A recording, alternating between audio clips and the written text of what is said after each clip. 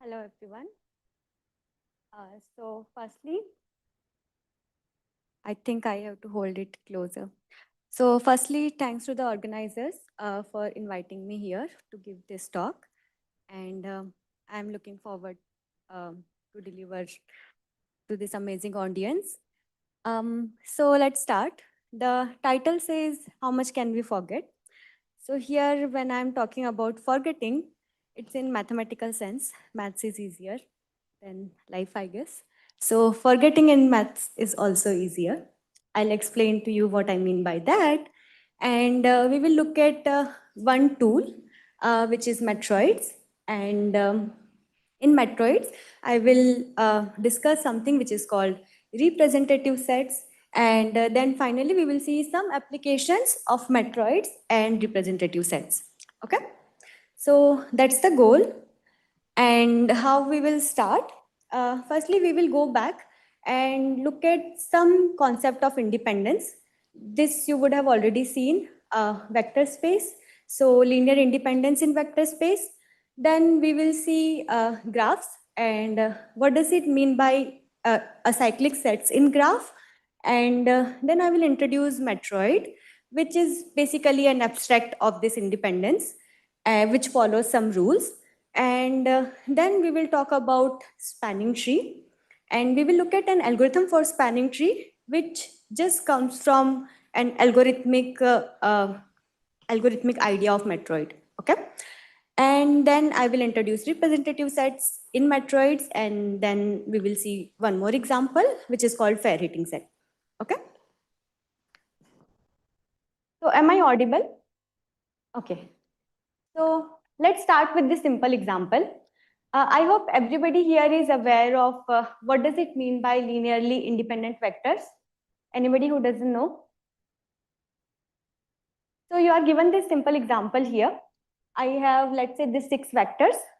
Now, the question which I want to ask all of you, that can you give me some subsets of these vectors which are linearly independent? Just come up with as many as possible. What is the largest set you can come up with? V1, V2, V3, yeah? There are many more, right? Can you come up with some more sets?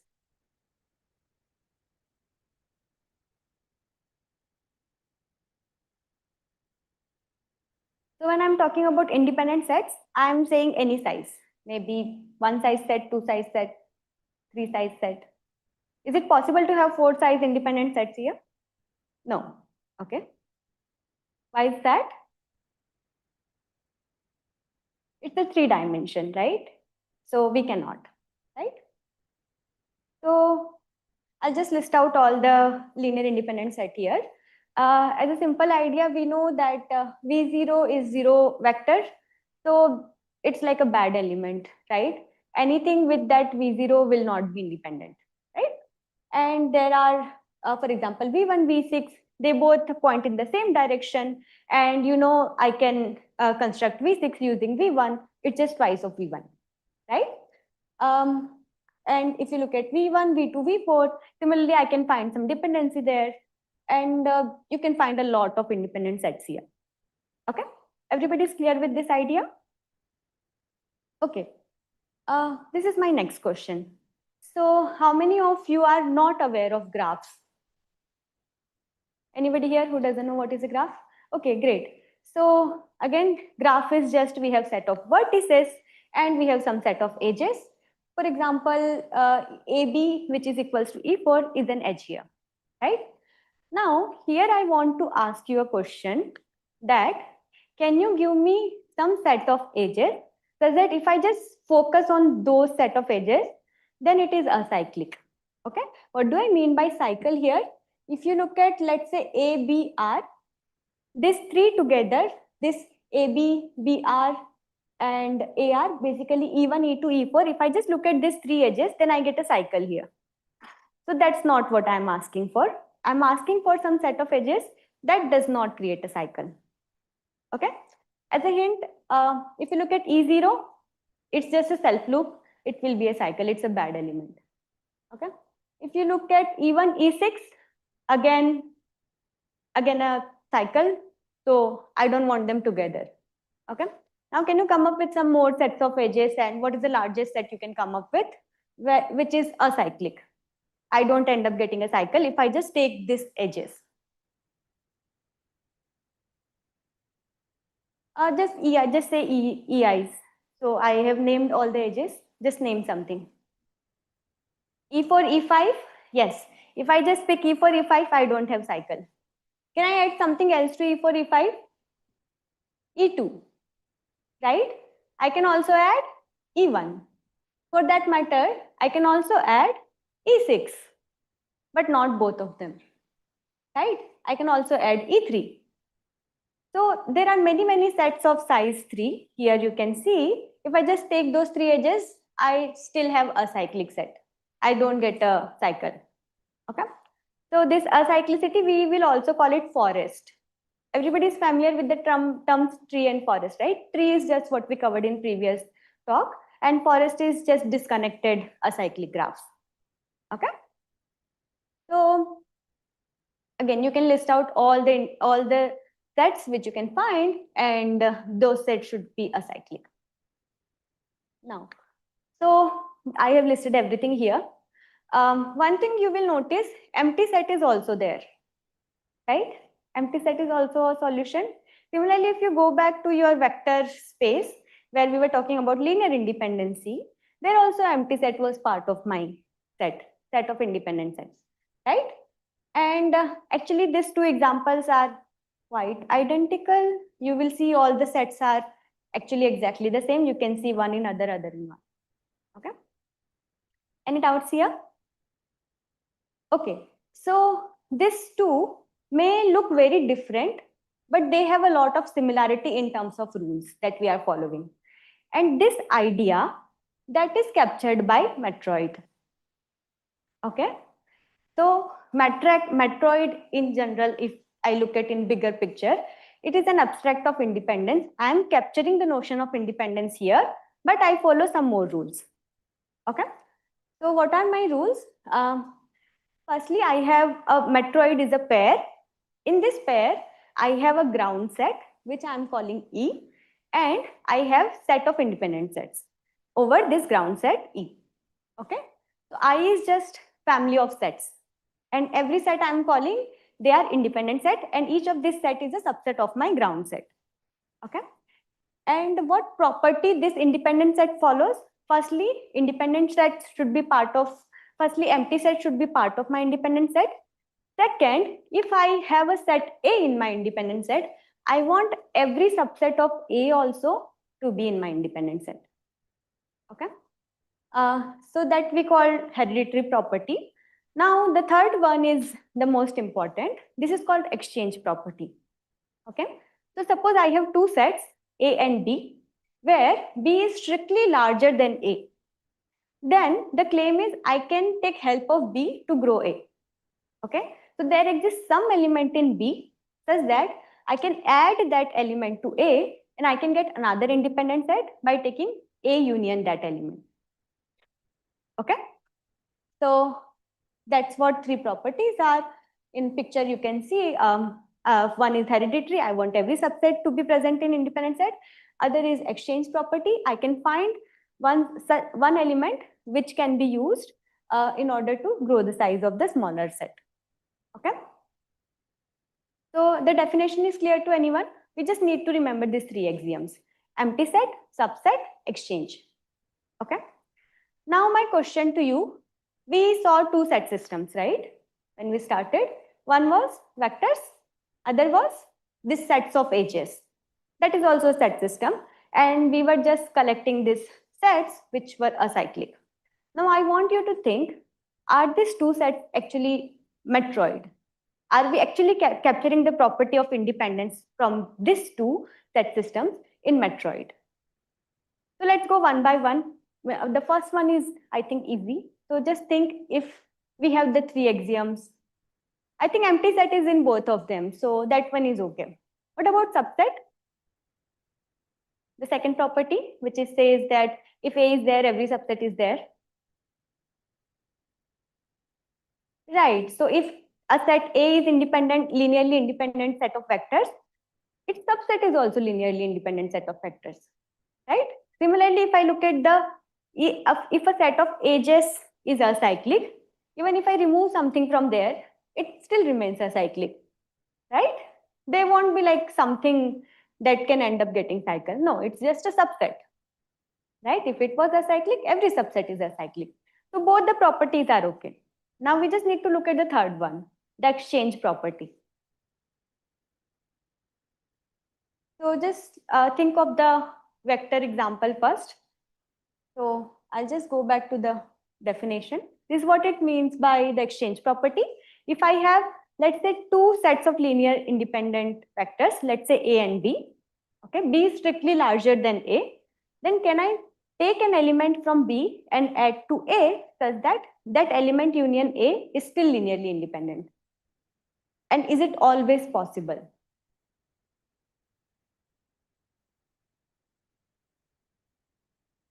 Just think for a minute. So the question is, you have this set of vectors. Now I have, let's say, two set of vectors, A and B. Both are linearly independent with themselves. Okay. Now B is strictly larger than A. Now my claim is, there exists an element, some element B in B. That vector, I can add it with A, and I can get another set, A union B, such that this is also linearly independent. So I want to say the existence of such an element B. Will there always exist such an element? Yes? Why is that? Suppose not, then what happens? Suppose not, let's just think in the contradiction direction. Suppose it does not happen, then with every B vector in B, what can I do? I can construct it using some linear combination of vectors in A, right? But then what does it say? The whole B can be constructed by some linear combination of A, right? The whole B fit inside A. But what is the dimension of B? What is the size of B and size of A? B is larger than A, right? How can I fit a larger set of vectors using smaller set of vectors, right? While I know that both of them are linearly independent set of vectors. It is not possible, right? So therefore, there will be something present in B minus A, which I can pick, and I can grow A further, okay? So with vectors, it is easier to see. Is 2 power E? Yeah, that's power set. Yes, so all the subsets. So as I said, I is the family of subsets of the ground set. So therefore, it is subset of equals to 2 power E, which is the power set, all the subsets of E. Okay.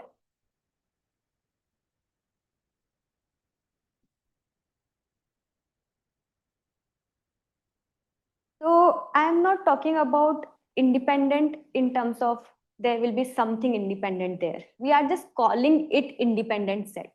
It's just a name. Okay. Now this notion of independence change when we change our object, right? When we are talking about vectors, the independence means linear independency.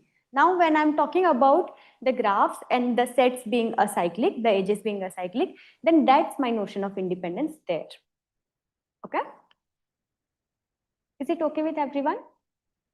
So with the first one, we can see that it is a matroid, right? It is satisfying the 3 axioms of matroid. So this vector example is fine. What about the second one?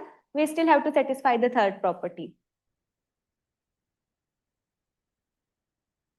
So I'll just give you a hint and you can figure it out later.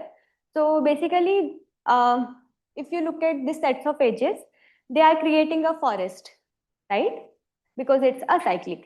So now if one forest is larger than other, then there are there are more connected component, and I can pick some edge from there and give it to the smaller set, which will connect two connected components here, and it will still remain acyclic. Okay, you can go back and think more on that. But my claim is this is also a matroid. Okay, and my notion of independence here is sets of edges which does not create a cycle. Okay, So the first one is called linear Matroid, the other one is called graphic Matroid, and they have many, many applications in graph theory, in set systems, and everywhere else. Yeah?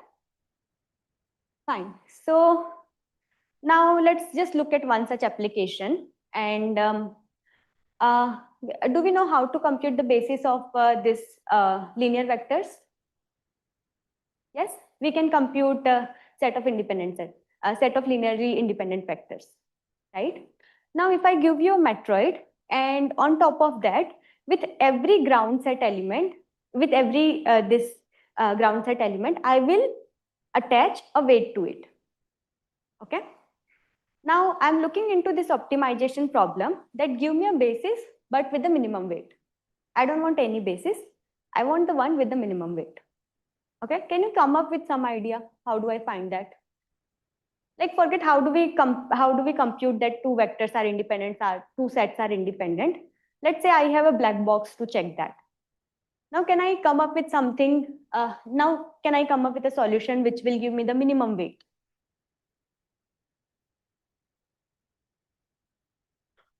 Any greedy idea will also work. I think the hint is already there.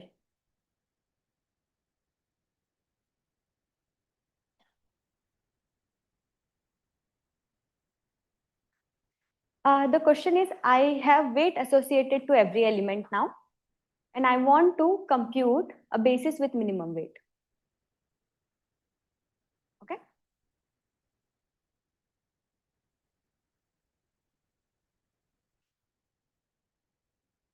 So all the objects have some weight associated to it. I want the set of independent set only, but on top of that, if I sum up the total weight, it should be minimized.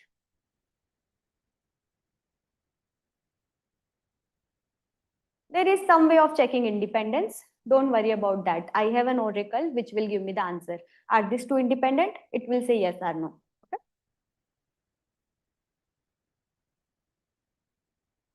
Okay, so my claim is the most greedy way of computing it works. So basically take an element, add it to your set and ask, are you independent? Like firstly sort them in the increasing order of their weight. Okay. So smallest first, largest at the end. Then one by one, pick an element, add it to your set and ask, are you still independent? Yes, keep it. No, skip it.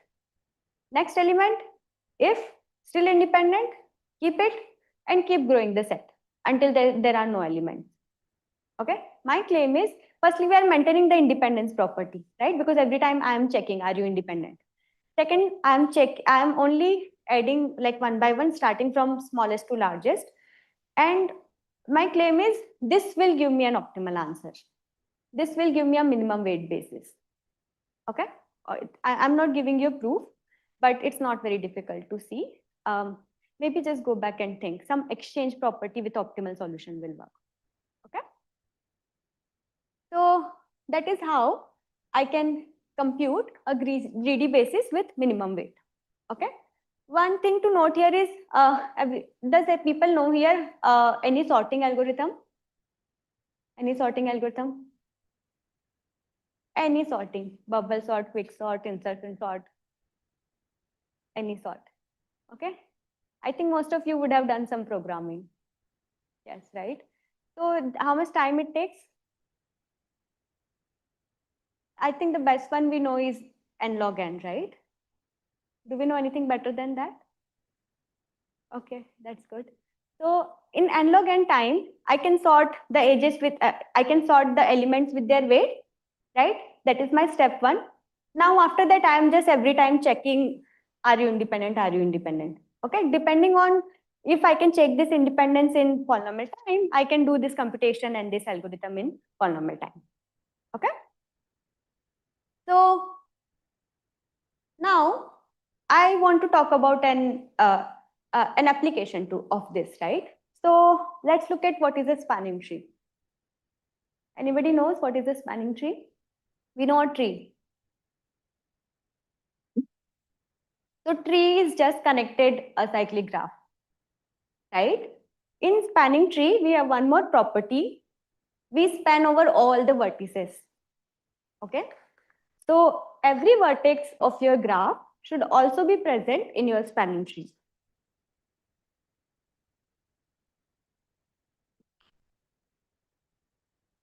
And it is a very, very classical problem in computer science and mathematics that we want to find a spanning tree which have minimum cost. Okay, so basically we want to connect everyone with everybody else, but the cost should be minimized. Okay, that's what the job of spanning tree is. So for example, just look at this graph. Can you just give me one spanning tree? Anything will do.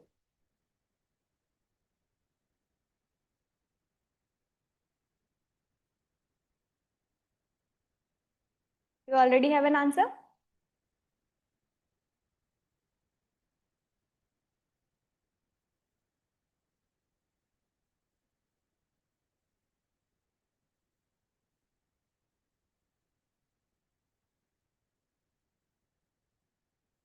Answers? So I have 4 vertices. How many edges I need? 3 edges. More than that will create a cycle. Right? Which 3 edges I am picking? 1, 1, 2. Which 2? I have 2 twos. I can pick any. Both of them will give me a minimum spanning tree. Okay? So just that it's not unique. I can have multiple spanning trees with the same minimum cost. Okay? Now, there is a very well known algorithm which is called Kruskal's algorithm, and some of you might have already seen this. And what's the logic behind this algorithm is I sort these edges according to their weights, smallest to largest, and one by one I add an edge to my set. But what do I make sure? The independence property. What is independence for me? Acyclicity. I'll make sure whatever I add, the set of edges remains acyclic. So for example, here I have sorted them already. The weights are 1, 2, 3, 4, 5, 6, 7. And let's look at the first edge. I can simply add it, right? So I added it. Second, the edge is ED. Again, no cycle. I can add it. And similarly, CE, no cycle, add it. What about this edge? I can't add it, right? Because there's a cycle, right? And trust me, whether it creates a cycle or not, I can check it in polynomial time, okay, by BFS or some algorithm. Okay, so I can't add it, so I'll just drop it. What about this one? Yes, this is good. Okay. Do I need to add anything else? No, because I had 1, 2, 3, 4, 5 vertices. I added something like 4 edges and I'm done. And this is my weight. Okay, so the weight is 11. And trust me, this is also optimal. Again, I'm doing something greedy. One by one, I'm just adding whatever the minimum possible good thing is available, and I just add it. Okay. Now I want to ask you, do you see a similarity between these 2 algorithms that we just saw? One was computing basis with minimum weight. Other is computing a minimum spanning tree. Do you see some similarity here? What is the similarity? Both are doing exactly the same job, right? And what do we know about graphic Matroid? It just gives us the sets of edges which are acyclic. And if I would have just computed the greedy basis of that, I can actually get this spanning tree, okay, with the minimum weight. So you can see this is like an application, okay? Okay, so that was about like greedy, and one solution was enough for us, any minimum solution was okay. But that's not the case with many algorithms, right? Many algorithms are complicated, right? We do step-by-step procedure, we compute the solution iteratively, and at any time, keeping one partial solution might not be enough, right? So what do? We keep a lot of partial solutions, right? Whatever is required, we keep them, and then iteratively we extend it, okay? Then finally we give some answer, right? So that's the idea in most of the algorithms. Now, let's just take an example. Suppose we have some sets, let's say F1, F2, Fm. Now I want to find some elements which hits all these sets. Hitting means intersection. Okay, so from each of the set, I should have at least one element in my solution. I want to hit all of them. Okay. Now, if I want to do iteratively, then I can start with empty set. Okay, then I take the first set F1 and say all of you are good candidates to hit F1. Okay, I can just keep them as a witness that all these are good candidates to hit F1. The next time F2 come, then I can take combinations that these candidates are good to hit F1, F2. This is also good for hitting F1, F2, and so on. Then I can keep growing these candidates as my partial solutions. Then finally, when I am at Fm, I will have some sets that are good to hit all the F1, F2, Fm, and I can output that, right? But again, every time I'm keeping a lot of candidates, right? This can be a lot. I might not have that much space, or maybe all of them are not useful for me, right? But how do we decide that which one to keep and which one not?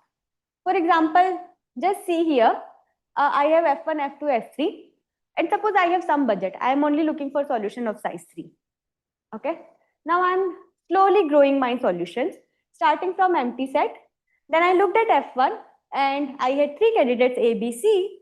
Then when I also consider F2, then the candidates increased as follow: B, AB, AD, BC, CD, and so on. Right? And I didn't see which one to drop because I didn't know which I might need in future. Okay, at this point, I did not know whether which set is good for future extension. Right? So I'm keeping everything. But this could be a lot. Right? So for example, in A3 itself, I have so many sets. This is a small example only, but if it was a large example, then I could have many sets that I'm storing. But are all of them useful for me? Or do I need to keep that many to keep an extension in future? I don't. Okay. That's where we will use the idea of matroids, and the representative sets will come into the picture. Okay. So in order to explain representative sets, let's just work with this toy example first. Okay. So suppose I have a matroid. Okay. And in that matroid, let's say I have this A, B, C, D, E element. Okay. This is my ground set. And what is my notion of independence here? Every set of size at most 2. Every set of size at most 2 is independent in my notion of independence. So AB, AC, AD, AE, BC, BD, BE, all of them are independent sets for me. Okay. Now, suppose that we are actually trying to find these independent sets. So largest I can find is 2 size, right? So I'll start with single elements and I'll try to grow them. Okay. So suppose here I'm trying to go try to grow them. So I start with A, B, C, D, E. I have these 5 candidates, right? Each of this candidate in future can take one extra element and become a set of size 2, right? So for example, suppose future element is A. Then what all sets I can get? I can get AB, I can get AC, I can get AD, I can get AE. This is my future extension. Similarly, with future element is B, then I can get this extension, and with C, all these extension. But these are like a witnesses, right? So if future element is A, my witnesses to current set is B, C, D, E. If any of them are available, I can extend them using A. So for A, these witnesses B, C, D, E are equivalent. For A, it does not matter whether I'm extending using B, I'm extending using C, I'm extending using D, or I'm extending using E. Similarly, if you look at B, it does not matter to B whether it gets extended by A, C, D, E, right? So as long as any of them are available, we are good, and so on for C, right? But these are my equivalent witness set, right? Do I need to store 5 of them? Is it the case that I can only keep maybe 2 or 3 and I can still extend for A, B, and C, all of them? What should I keep? My claim is I can just keep 2 witnesses and they will help to extend everything. A, B, C, all three of them. D, E as well. Or should I keep? So I have not written for D and E, but you can just construct similarly. What should I keep?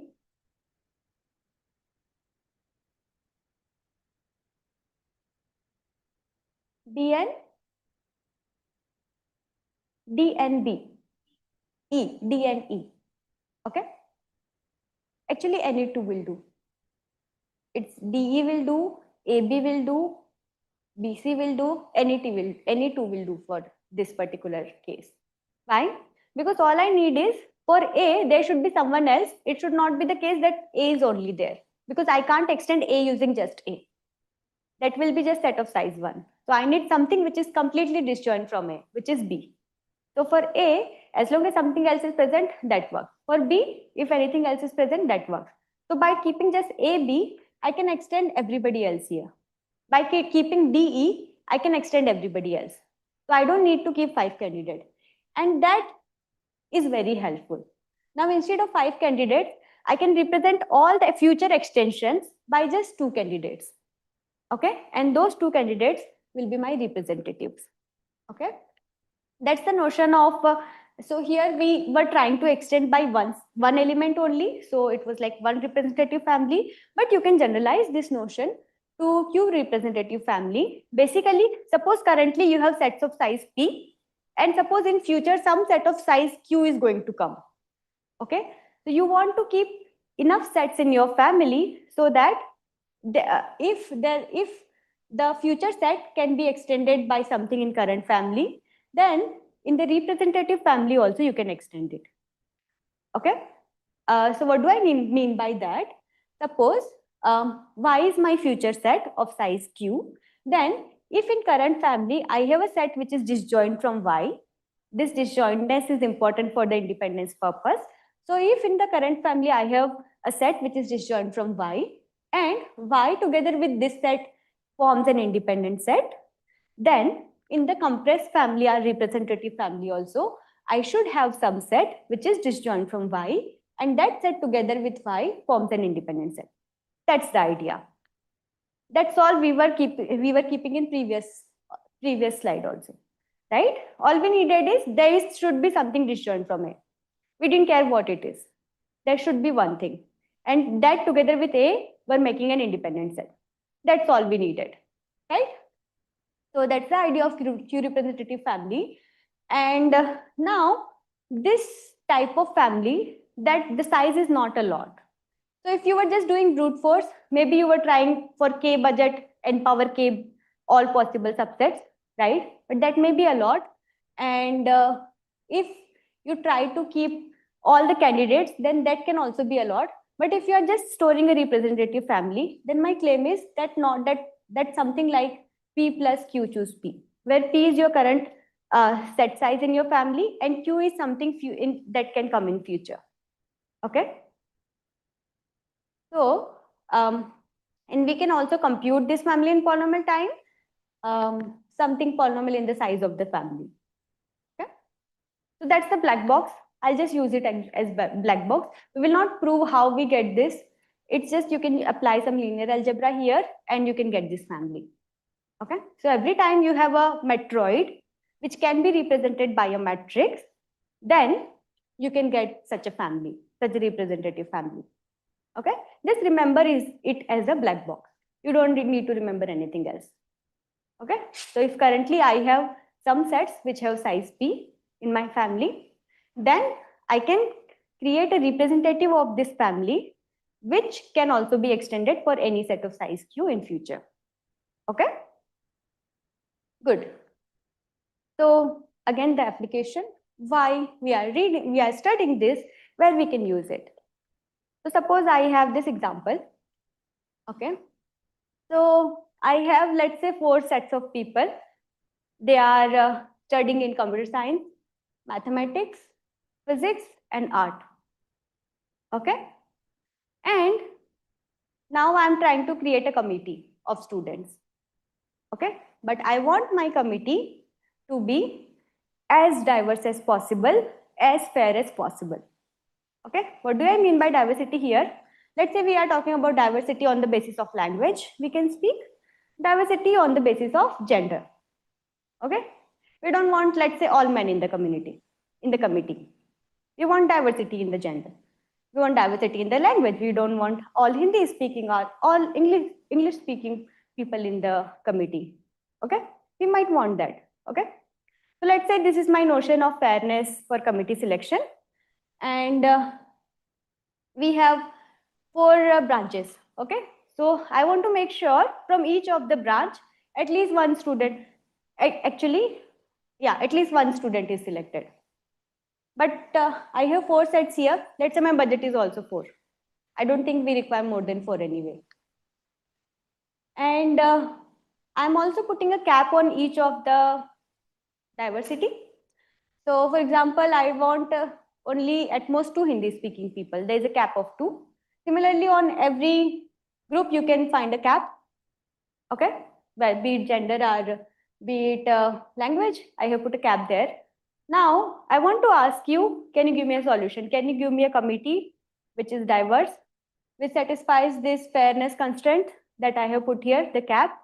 Also, from each branch, 1 person. Can you give me the name of 4 people which will satisfy this?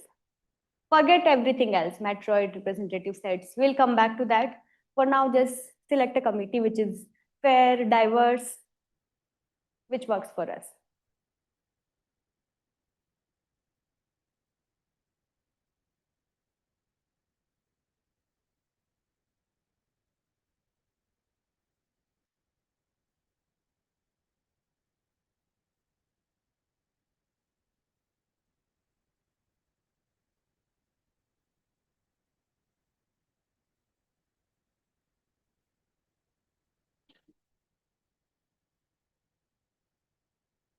Any answer? Make sure to be fair.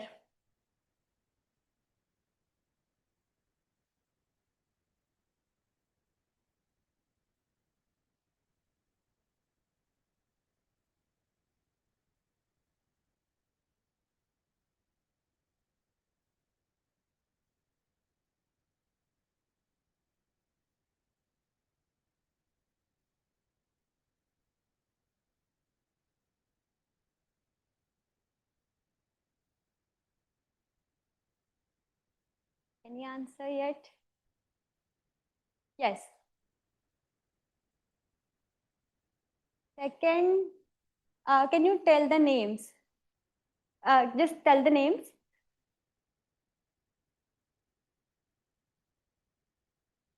Anu. Okay. The second set here? No, because then I won't be fair. All of them speak English, but I have a cap of 2 on the people that can speak English in my group, in my committee. Okay, so the committee should be diverse and fair. I don't want many people from one group in my committee. Yes. Yes. Pooja, Anu, Ravi, Rahul. So can you guys verify if this works? Yes? So Pooja, Rahul are in this group, nobody else. Pooja, Anu, nobody else. Anu, Ravi, nobody else. Rahul, Ravi, nobody else. Anu, Pooja, yes. Ravi, 1 person. Here, Rahul. So from every group, I'm satisfying the cap, right? At the same time, I'm covering all the groups, right? So that's a very good answer. Okay. So yeah, that's also the answer I have. Now everybody can see that this is like a fair answer, right? I'm satisfying the fairness constraint. I'm satisfying the hitting constraint. And I can formalize this problem that I just defined in set system. So I have a universe and the requirement family where I want to do a hitting, let's say that family is F. So I have F1, F2, Fm set. I want to hit each of them. Okay. And I want a fairness constraint, which is given by this family B. So for each of the set B1, B2, BL, I have some capacity function, which is F, and I can only take this F of Bi many elements from the set Bi. Okay, and let's say my budget is something like K. I only want to select K many elements or K many people, students, whatever I want to say. Okay, so here there is one more thing that we had. This sets in Fi, they are disjoint. Okay, so in general, in real life, they might not be, but for now, let's assume they are disjoint. Okay, so the problem is clear to everyone. I have one set which I want to hit. I have other sets which gives me the fairness constraint. Okay, so I want to select K many elements. K is my budget, so that it hits the sets in F1, F2, Fm. At the same time, the solution is fair, so that from any of the BI, I am not selecting more than its capacity or allowed capacity. Okay? Yes. The solution might not be unique here. I can have multiple solutions, but this is a solution that works.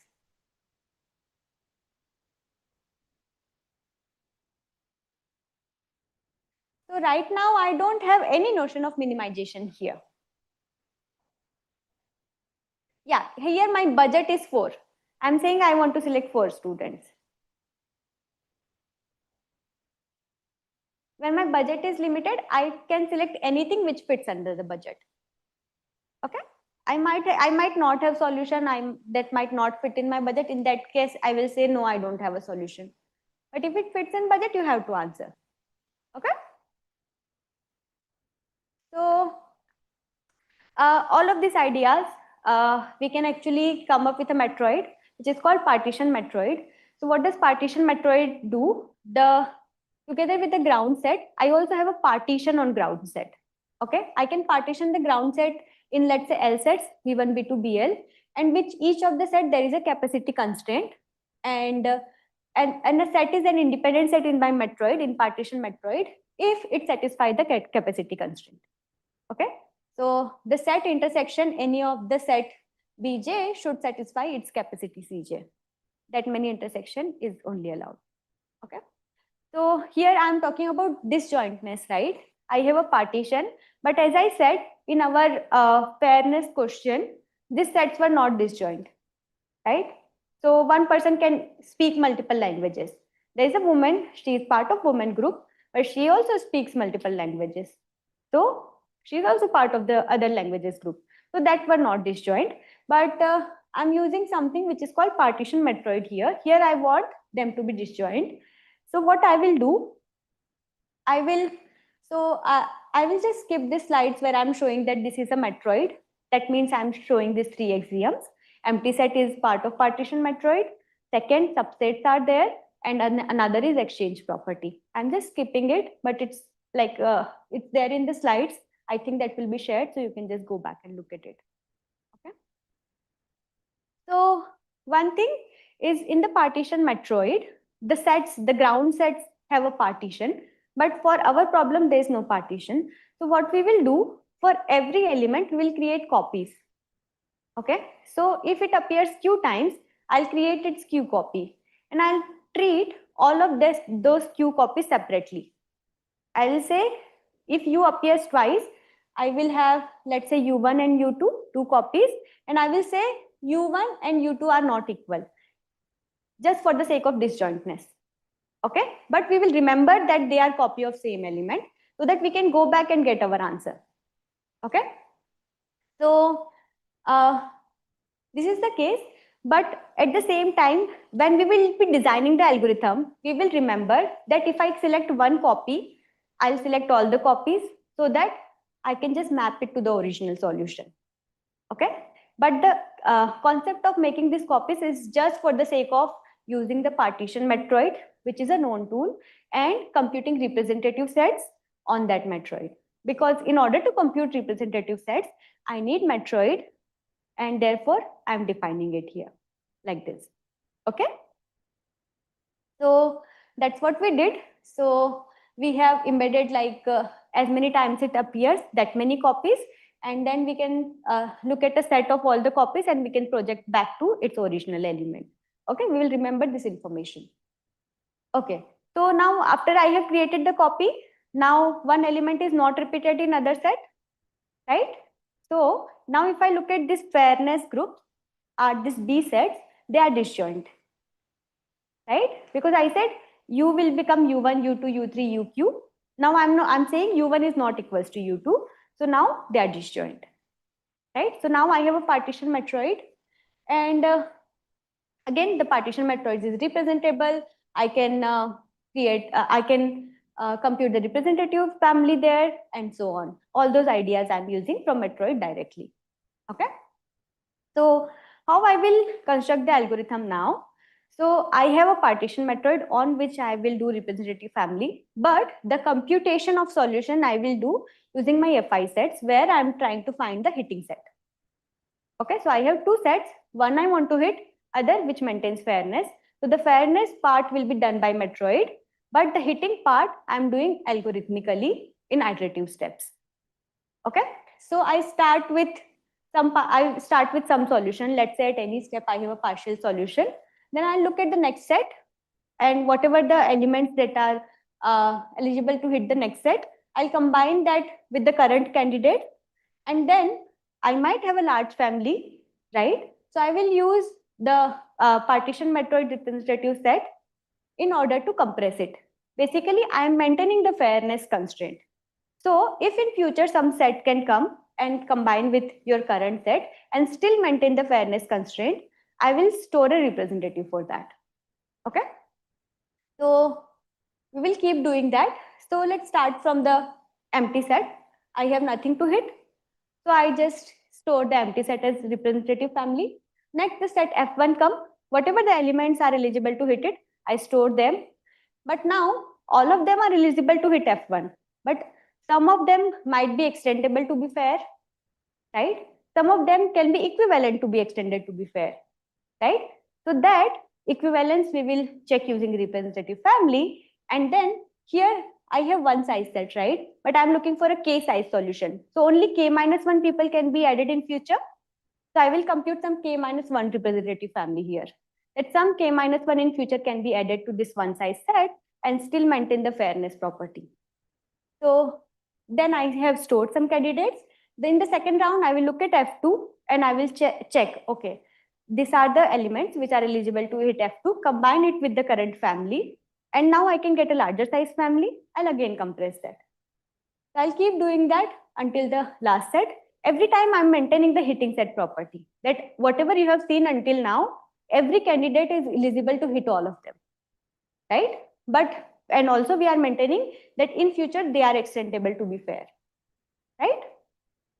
So finally, whatever I get the answer here, that will be the answer to both hitting set and fairness. So that's all the algorithm is. We have stored some partial solutions and we discard all the sets that do not satisfy either the fairness condition or the budget condition or anything. And every time we compress and keep only representative family.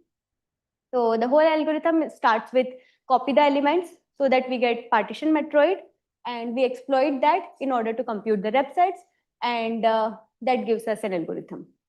Okay. So if I look at the entire algorithm, although I'm not doing the step-by-step time analysis, but my claim is you can solve the problem in 2 power qk and polynomial in n time, where q is the number of time an element appears in your fairness sets. Okay. So in general, if something happens, some complexity theory conjecture fails, I cannot get just a polynomial time algorithm. So therefore, this is also good enough for us. Okay. And this is just one application of Matroid that we saw. Firstly, we saw some simple greedy algorithm, but there are many complicated algorithms also exist which can solve much more difficult problems. And there are many problems which can be solved using Matroids. For example, finding a k-length path. So how many of you have heard Hamiltonian path problem? Traveling salesman? Okay, some of you. So k path is just finding a k-length path. Okay. So finding some subgraph like K-path, K-tree, maybe a cycle, K-length cycle, Steiner tree, and so many problems like packing, cut, they can also be solved. Some of the variants can be solved using some of the Matroids. So what is the takeaway? Matroid gives you a common language for studying the independence. Now this independence notion changes depending on what you are looking at. And this representative set, it helps us forget safely some of the partial solutions. Okay, and we still keep enough partial solutions that preserve the future solutions. Okay, and the algorithmic pattern is simple. You generate the candidates, and then you look at the candidates and see, okay, if some of them can be redundant, and you just discard them by computing representative family. And all of this idea we have used in our fairness hitting set problem. So these are some references. Yeah, thank you. That's all.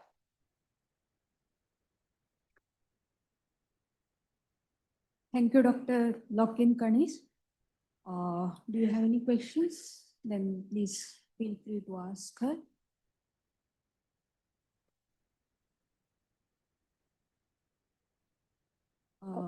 I have one question.